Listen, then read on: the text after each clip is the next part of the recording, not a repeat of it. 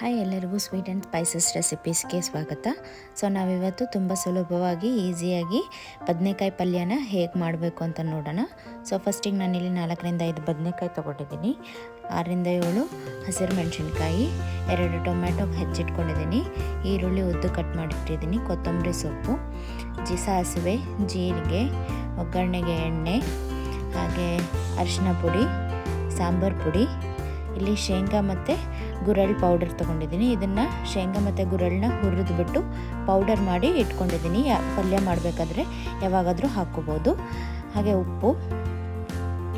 ಈಗ ನಾನು ಬದನೆಕಾಯಿನ ಉದ್ದುದ್ದಕ್ಕೆ ಸ್ಲೈಸಸ್ ಆಗಿ ಕಟ್ ಮಾಡಿ ನೀರಿಗೆ ಹಾಕ್ಕೊಳ್ತಾ ಇದ್ದೀನಿ.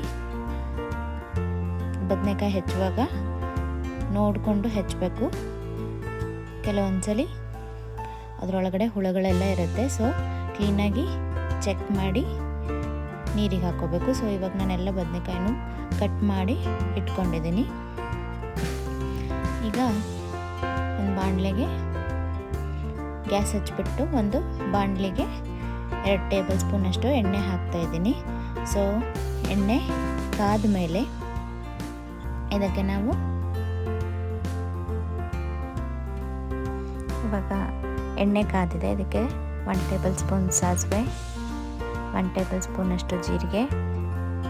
ಇದು ಚೆನ್ನಾಗಿ ಚಟಪಟ ಸೆಳೆದ ನಂತರ ಇದಕ್ಕೆ ಇವಾಗ ಈರುಳ್ಳಿನ ಆ್ಯಡ್ ಮಾಡ್ತಾಯಿದ್ದೀನಿ. ಹೆಚ್ಚಿಟ್ಕೊಂಡಂತಹ ಈರುಳ್ಳಿನ ಆ್ಯಡ್ ಮಾಡಬೇಕು. ಹಾಗೆ ಹೆಚ್ಚಿಟ್ಕೊಂಡಂತಹ ಮೆಣಸಿನ್ಕಾಯಿನ ಕೂಡ ಹಾಕ್ಕೊಳ್ತಾ ಇದ್ದೀನಿ. ಇದನ್ನ ಚೆನ್ನಾಗಿ ಫ್ರೈ ಮಾಡ್ಕೋಬೇಕು. ಚೆನ್ನಾಗಿ ಫ್ರೈ ಮಾಡಿದ ಮೇಲೆ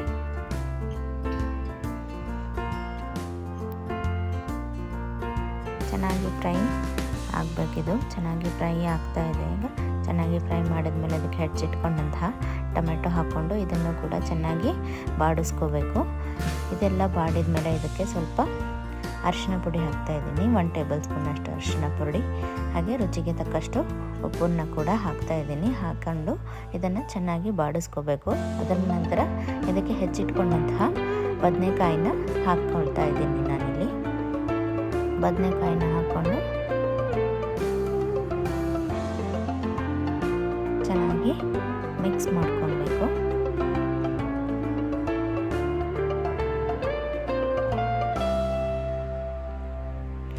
ಅದನ್ನು ಚೆನ್ನಾಗಿ ಮಿಕ್ಸ್ ಮಾಡಿಕೊಂಡು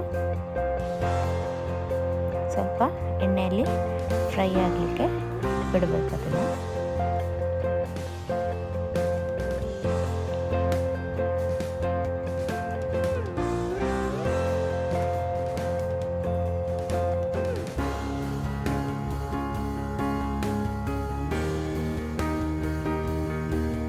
ಇದಕ್ಕೆ 1 ಟೇಬಲ್ ಸ್ಪೂನು ಅಥವಾ 1.5 ಟೇಬಲ್ ಸ್ಪೂನ್ನಷ್ಟು ಸಾಂಬಾರು ಪೌಡರ್ನ ಹಾಕೊಳ್ತಾ ಇದ್ದೀನಿ.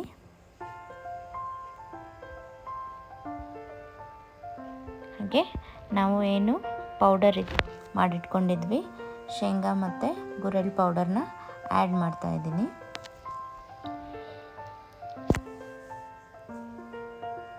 ಹಾಗೆ ಕೊತ್ತಂಬರಿ ಸೊಪ್ಪನ್ನು ಹಾಕ್ಕೊಳ್ತಾ ಇದ್ದೀನಿ. ಹಾಕ್ಕೊಂಡು ಚೆನ್ನಾಗಿ ಮಿಕ್ಸ್ ಮಾಡಿಕೊಂಡು ಬೇಯೋಕ್ಕೆ ಬಿಡಬೇಕು. ನೋಡಿ ಚೆನ್ನಾಗಿ ಮಿಕ್ಸ್ ಮಾಡ್ತಾ ಇದ್ದೀನಿ. ಇಲ್ಲಿ ನಿಮಗೆ ಗ್ರೇವಿ ಕನ್ಸಿಸ್ಟೆನ್ಸಿ ಬೇಕು ಅಂತಂದರೆ ಸ್ವಲ್ಪ ನೀರು ಹಾಕ್ಕೋಬೇಕು. ಬೇಯೋದಕ್ಕೆ ನಾನಿಲ್ಲಿ ಸ್ವಲ್ಪ 2 ಟೇಬಲ್ ಸ್ಪೂನ್ ಆಗುವಷ್ಟು ನೀರು ಹಾಕ್ಕೊಳ್ತಾ ಇದ್ದೀನಿ. ಚೆನ್ನಾಗಿ ಬದನೆಕಾಯಿ ಎಲ್ಲ ಬೇಯಲಿ ಅಂತ. ನಿಮಗೆ ಗ್ರೇವಿ ಜಾಸ್ತಿ ಬೇಕು, ಸ್ವಲ್ಪ ಜಾಸ್ತಿ ಬೇಕು ಅಂದರೆ ಇನ್ನೂ ಸ್ವಲ್ಪ ಜಾಸ್ತಿ ನೀರನ್ನು ಆ್ಯಡ್ ಮಾಡ್ಕೋಬೋದು. ನಾನಿಲ್ಲಿ ಸ್ವಲ್ಪ ಬೆಲ್ಲನ ಆ್ಯಡ್ ಮಾಡ್ತಾಯಿದ್ದೀನಿ. ಇದು ನಮ್ಮಮ್ಮ ಹೇಳಿರೋ ಟಿಪ್ಪು.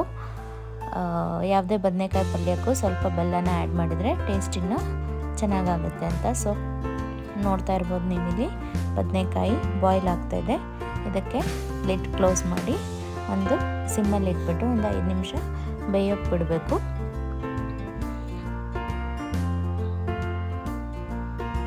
ನೋಡ್ತಾ ಇರ್ಬೋದು ಬದನೆಕಾಯಿ ಚೆನ್ನಾಗಿ ಬೇಯ್ತಾ ಇದೆ. ಈಗ ಆಫ್ ಮಾಡಿ ಸರ್ವ್ ಮಾಡ್ಕೋಬೋದು. ಸೊ ರುಚಿಯಾದಂತಹ ಬದನೆಕಾಯಿ ಪಲ್ಯ ರೆಡಿಯಾಗಿದೆ. ಇದನ್ನು ನೀವು ರೊಟ್ಟಿ ಜೊತೆಗೆ, ಚಪಾತಿ ಜೊತೆಗೆ, ಯಾವುದ್ರ ಜೊತೆಗಾದರೂ ಕಾಂಬಿನೇಷನ್ ಮಾಡಿಕೊಂಡು ತಿನ್ನಬಹುದು. ತುಂಬ ಚೆನ್ನಾಗಿರುತ್ತೆ. ಸೊ ಇದೇ ಥರ ರೆಸಿಪೀಸ್ ನಿಮಗೆ ಇಷ್ಟ ಆಯಿತು ಅಂತಂದರೆ ನಮ್ಮ ಚಾನಲ್ಗೆ ಸಬ್ಸ್ಕ್ರೈಬ್ ಮಾಡಿ, ಲೈಕ್ ಮಾಡಿ ಹಾಗೂ ಶೇರ್ ಮಾಡಿ. Thank you.